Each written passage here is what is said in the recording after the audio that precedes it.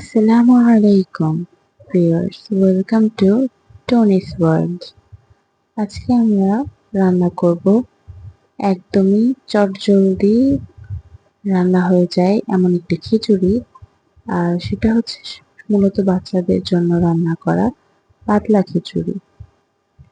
তো এই খিচুড়িটা রান্না করার জন্য আমরা আগে পানিতে পেঁয়াজ কুচি, সামান্য একটু সরিষার তেল, আদা রসুন বাটা, একটু জিরার গুঁড়ো, সামান্য একটু হলুদ আর কাঁচামরিচ দিয়ে ভালো করে জাল করে নেব। হালকা করে আঁচ দিয়ে রেখেছি যাতে আমার এই পেঁয়াজ আর মরিচটা সিদ্ধ হয়ে যায়। আর তারপর আমরা একটু বলক উঠে গেলে হলুদ আর মরিচের গুঁড়ো আর স্বাদ মতো লবণ দিয়ে নেব। দিয়ে যখন এভাবে বলক উঠে যাবে তখন আমরা চাল আর ডাল ধুয়ে রেখেছিলাম, সেই চাল আর ডালটা দিয়ে দেব। পানিটা সেই মাপ মতোই নিয়ে নেবেন যাতে আপনার পাতলা খিচুড়ি রান্না করার জন্য যে পরিমাণ পানির প্রয়োজন আছে যেন সেই পরিমাণ পানিই থাকে।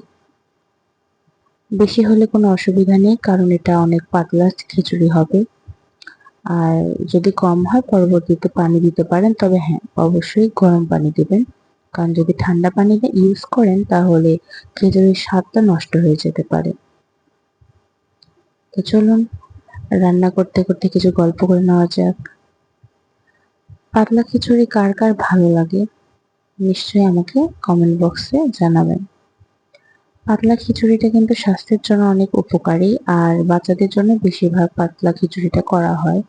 আপনি চাইলে গোটা রসুনও অ্যাড করতে পারেন, আমি কয়েক গোটা রসুন ইউজ করেছি। আমার পানিটাও সিদ্ধ হয়ে এসেছে, বইতে বলক উঠে এসেছে। এখন একটু ঢাকনা দিয়ে ঢেকে দেব কিছু সময়ের জন্য,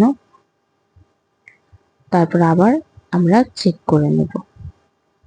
আমার খিচুড়িটা প্রায় হয়ে এসেছে, দেখতে পাচ্ছেন পানিটা শুকিয়ে গিয়েছে। আমি যেরকম লাটকা করতে চেয়েছিলাম ঠিক সেরকমই পাতলা খিচুড়ি হয়েছে। আমার খিচুড়ি রেডি। তো চলুন আলু ভাজি করে নেওয়া যাক। আমি আলু কেটে রেখেছিলাম, এখন সেই আলুগুলো ভেজে নেব। খিচুড়ির সাথে আলু ভাজিটা কিন্তু দারুণ লাগে। খিচুড়ি আর আলু ভাজির কম্বিনেশনটা কিন্তু বেশ দারুণ।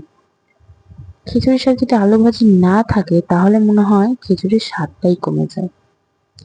অবশ্য আচার ছাড়াও কিন্তু খিচুড়ি চলে না। আচার আর আলু ভাজি এই দুটা হচ্ছে খিচুড়ির মূল উপাদান। তো আমার আলু ভাজাও প্রায় হয়ে এসেছে, এখন গরম গরম খিচুড়ি খাওয়ার পালা। তবে যেদিনে খিচুড়ি খাওয়া হয় খেয়াল করে দেখবেন তুলনামূলক পানি পিপাসাটা একটু বেশি লাগে। কেননা আমরা যখন খিচুড়ি খাই তখন আমাদের শরীর থেকে পানির পরিমাণ, শরীরে পানির যে চাহিদা সেটা অনেক পরিমাণে বেড়ে যায়। যে কারণে যখন আমরা খিচুড়ি খাই তখন কিন্তু বারবার পানি পিপাসা লাগে অন্যান্য দিনের তুলনায়। তো আমার আলু ভাজিটাও হয়ে এসেছে, এখন আমার আলু ভাজিগুলোকে আমি তুলে নেব। বেশ ভালো মুচমুচে হয়েছে। গরম গরম খিচুড়ির সাথে গরম গরম আলু ভাজি বেশ ভালোই কিন্তু জমে যায়, বিশেষ করে বৃষ্টির দিনে আরো ভালো লাগে। আল্লাহ হাফেজ।